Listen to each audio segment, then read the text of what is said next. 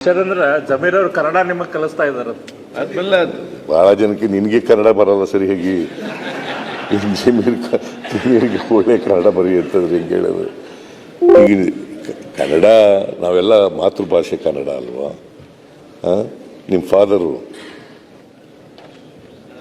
ಕನ್ನಡ ಕಾವಲು ಸಮಿತಿ ಅವರು ಹೋರಾಟ ಮಾಡಿದ ಮನುಷ್ಯತ್ವ ಇದ್ದಿದ್ದು ಅವತ್ತು. ಅದರಿಂದ ನಾವು ಅವ್ರ ಜೊತೆಲಿ ಆಗಿದ್ದು ಆವಾಗಲೇನೆ. ನಿನಗಿನ್ನೂ ಹುಟ್ಟಿದ್ಯೇನೋ ಗೊತ್ತಿಲ್ಲ ನನಗೆ. ಹುಟ್ಟಿದ್ಯಾ? ಸಣ್ಣ ಹುಡುಗ ಇರಬೇಕು ನೀನು ಆಗ. ಚಿಕ್ಕವನಿದ್ದೆ, ನಿಮ್ಗೆ ಗೊತ್ತಿಲ್ಲ. ಆಗ ಎಂಥ ಹೋರಾಟ ಅದು. ಗೋಕಾಕ್ ಚಳುವಳಿ. ಗೋಕಾಕ್ ಚಳುವಳಿನಲ್ಲಿ ನಿಮ್ಮ ಫಾದರು ನಾವು ಒಟ್ಟಿಗೆ ಗೋಕಾಕ್ ಚಳುವಳಿನಲ್ಲಿ ಭಾಗವಹಿಸಿದ್ದು. ನಿಮ್ಮ ಫಾದರ್ MLA ಆಗೋದಕ್ಕಿಂತ ಮುಂಚಿತವಾಗಿ.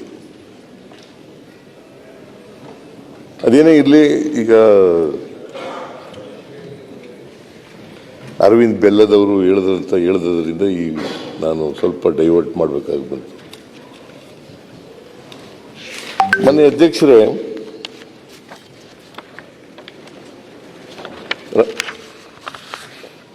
ಇವರು ಸುರೇಶ್ ಕುಮಾರ್ ಅವರು ಸರ್ಕಾರನ ಅಬೆಟ್ಟರ್ ಅಂತ ಕರೆದಿದ್ದಾರೆ. ನಾನು ಸರ್ಕಾರ ಅಬೆಟ್ಟರ್, ಈ ಸಾವಿಗೆ ಸರ್ಕಾರನೇ ಅಬೆಟ್ಟರ್ ಅಂತ ಕರೆದಿದ್ದಾರೆ. ನಾನು ಇದರ ಸದನದ ಸದಸ್ಯರಿಗೆ ಬಿಡ್ತೀನಿ, ನಾವು ಸರ್ಕಾರ ಅಬೆಟ್ಟರ ಅಲ್ವಾ ಅಂತ ಸಾರ್ವಜನಿಕವಾಗಿ ಬಿಡ್ತೀನಿ. ಯಾಕಂದ್ರೆ ಜನ ತೀರ್ಮಾನ ಮಾಡಲಿ.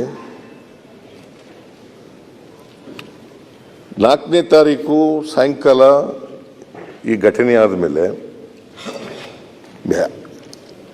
ಜಿಲ್ಲಾಧಿಕಾರಿ ಅಧ್ಯಕ್ಷತೆಯಲ್ಲಿ ಒಂದು ಮ್ಯಾಜಿಸ್ಟ್ರಿಯಲ್ ಎಂಕ್ವೈರಿಯನ್ನು ಆರ್ಡರ್ ಮಾಡಿದೆ. ಅದಾದಮೇಲೆ 5ನೇ ತಾರೀಕು ತನಿಖೆ ಇನ್ನೂ ಹೆಚ್ಚು ನಿಖರವಾಗಿ ಆಗಲಿ ಅಂತ ಕಾರಣಕ್ಕೋಸ್ಕರ ಹೈಕೋರ್ಟ್ನ ನಿವೃತ್ತ ನ್ಯಾಯಾಧೀಶ ಜಾನ್ ಮೈಕೆಲ್ ಕುನಾ,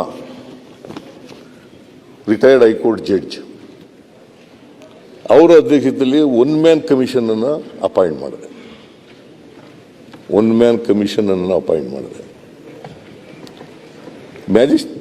ಮ್ಯಾಜಿಸ್ಟ್ರೇಟ್ಗೆ, ಡಿಸ್ಟ್ರಿಕ್ಟ್ ಮ್ಯಾಜಿಸ್ಟ್ರೇಟ್ಗೆ 15 ದಿನದಲ್ಲಿ ವರದಿ ಕೊಡಬೇಕು ಅಂತ ಆದೇಶ ಮಾಡಿದ್ದು. ಮೈಕಲ್ ಕುನಾ ಅವರಿಗೆ 1 ತಿಂಗಳಲ್ಲಿ ವರದಿ ಕೊಡಿ ಅಂತೇಳಿ ಆದೇಶ ಮಾಡಿದ್ರು. ಇದು 5/6/2025. ಕ್ಷಣ ಕ್ಷಣದ ಸುದ್ದಿಗಳಿಗಾಗಿ ಫ್ರೀಡಂ ಟಿವಿ ಸಬ್ಸ್ಕ್ರೈಬ್ ಮಾಡಿ, ಲೈಕ್ ಮಾಡಿ ಹಾಗೂ ಫಾಲೋ ಮಾಡಿ. ಹೊಸ ಸುದ್ದಿಗಳ ನೋಟಿಫಿಕೇಶನ್ಗಾಗಿ ಬೆಲ್ ಐಕಾನ್ ಮೇಲೆ ಕ್ಲಿಕ್ ಮಾಡಿ.